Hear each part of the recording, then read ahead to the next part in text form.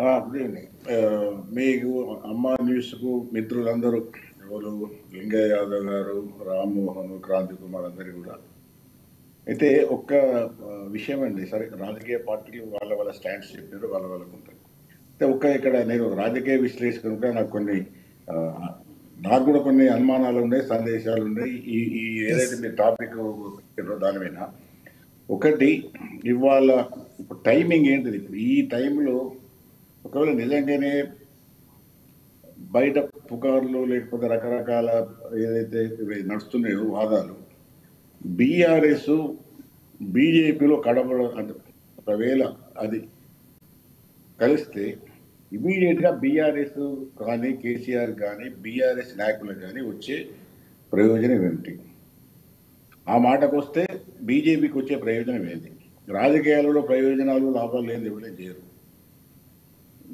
రెండవది ఇంకొక విషయం ఏంటంటే, ఇవాళ ఉన్న పరిస్థితులలో కాంగ్రెస్ ప్రభుత్వం కూలిపోయే అవకాశాలు లేవు.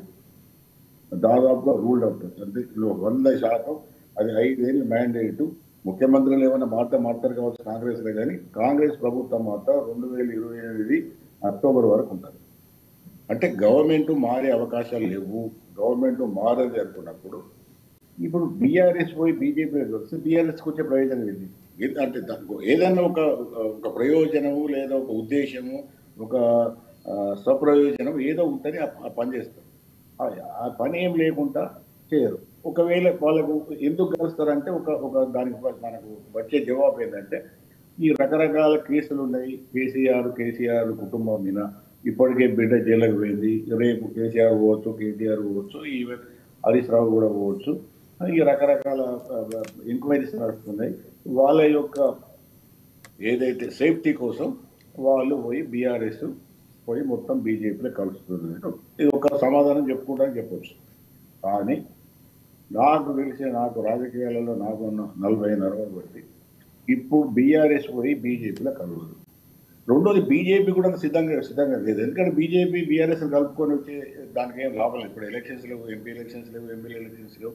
ఏదైనా కూడా 4 ఏళ్ళ తర్వాతనే ఉంది ఎలక్షన్. ఇప్పుడు ఇమ్మీడియట్గా బీజేపీ కలుపుకొని బీఆర్ఎస్ కలుపుకొని ఏం చేయాలి? కాంగ్రెస్ ప్రభుత్వం ఎట్లా ఉంటుంది? అదే పోదు. అంటే పాపిరెడ్డి గారు ఇక్కడ చిన్న అనుమానం నివృత్తి చేయండి. అదేంటంటే, ఇప్పుడు శత్రువులు ఇద్దరు ఉండడం కంటే ఎవరో ఒక శత్రువే ఉంటే బెటర్ అనుకోవచ్చు కదా. జాతీయ పార్టీ కూడా ఈ రోజున కాంగ్రెసే మాకు ప్రధాన ప్రతిపక్షంగా అనుకుంటుంది. గతంలో ఏదైతే ప్రాంతీయ పార్టీలు, మీరు అవునన్నా కాదన్నా అనేక ప్రాంతీయ పార్టీలు ఎవరైనా ఉంటే సామంతులుగా ఉంటే బీజేపీ ఇష్టపడుతుంది, కానీ వ్యతిరేకంగా ఉంటే బీజేపీ ఇష్టపడే అవకాశాలు లేదు. అదేదో కాంగ్రెసే ప్రతిపక్షంగా ఉండాలనుకున్నప్పుడు బీఆర్ఎస్ అవకాశం వచ్చినప్పుడు కలుపుకుంటానికి ఆలోచించవచ్చు కదా. దేనికైనా కూడా ఒక సందర్భం, సమయం ఉంటుంది. ఆ సందర్భం ఇదైతే కాదు, అసలే కాదు.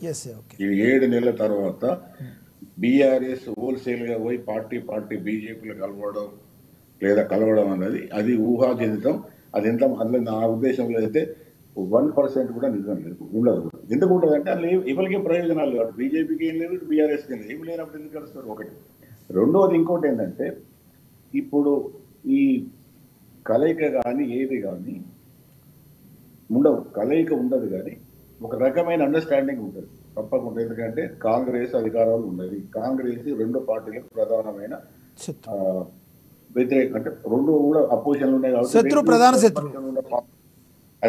అధికారం ఉన్న పార్టీ వ్యతిరేకం అంటే ఏదో కత్తి కొట్టుకుని యుద్ధం చేయడం కాదు. ఇన్ ప్రిన్సిపల్ గా రాజకీయాలలో బీజేపీ బీఆర్ఎస్ కు, ఇప్పుడు మీరు ఇంతకుముందు ఒక మాట అన్నారు, వేరే వాళ్ళు అడుగుతూ, ఇప్పుడు బీఆర్ఎస్ బీజేపీ ఎందుకు మీరు విమర్శించుకుంటున్నారు? ఇప్పుడు విమర్శించుకునే అవసరం వాళ్ళకి లేదు. ఎందుకంటే బీజేపీ రాష్ట్రంలో అధికారం లేదు కాబట్టి బీఆర్ఎస్ బీజేపీ నాది. బీఆర్ఎస్ ఎవరంటే వాళ్ళు కాంగ్రెస్ అంటారు, ఎందుకంటే కాంగ్రెస్ అధికారం లేదు కాబట్టి వాళ్ళ మధ్య ఇప్పుడు బీఆర్ఎస్కు కాంగ్రెస్కు ఉన్న కాంట్రడిక్షన్ లేదా వైరుధ్యం లేదా ఈ పోటీ ఇవన్నీ కూడా ఇప్పుడున్న పరిస్థితులలో భవిష్యత్తు తర్వాత బీజేపీకి బీఆర్ఎస్ ఉండదు. ఒకటి.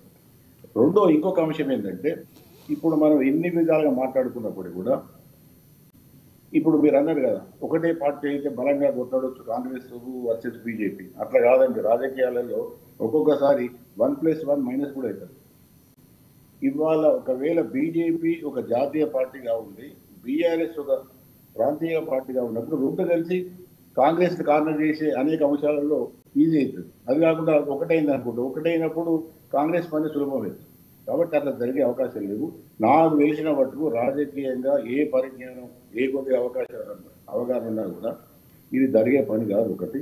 రెండవది ఏంటంటే కాంగ్రెస్ వాళ్ళు అంటారు బీజేపీ బిఎస్ లింగయ్య గారు మీరు ఒక విషయం గమనించాలి ఏంటంటే మీరు అధికారంలో ఉన్నారు, మీకు వ్యతిరేకంగా ప్రధాన ప్రతిపక్ష రెండు పార్టీలు ఏదో ఒక విధంగా వాళ్ళు లోపాయకారిగా మాట్లాడుకుంటారా, సీక్రెట్గా మాట్లాడుకుంటారా, అవసరమైతే మీ ప్రభుత్వం మీద యుద్ధం చేయడానికి రెండు కలిసి కట్ట మీద కొట్లాడితే ఆ బజార్ కలిసి కొట్లాడితే అది ప్రజా విషయాలలో కలుస్తారు, రాజకీయాలు చేస్తారు, అవన్నీ ఉంటాయి. కానీ అండర్స్టాండింగ్ వేరు, మాట్లాడడం వేరు, ఢిల్లీ లెవెల్ ఉంటే వీళ్ళు ఢిల్లీ నాయకులను కలవడం వేరు. కానీ పోయి వీళ్ళు మొత్తం పార్టీని కలుపుతారన్నది మాత్రం వాస్తవం కాదు. అది కేవలం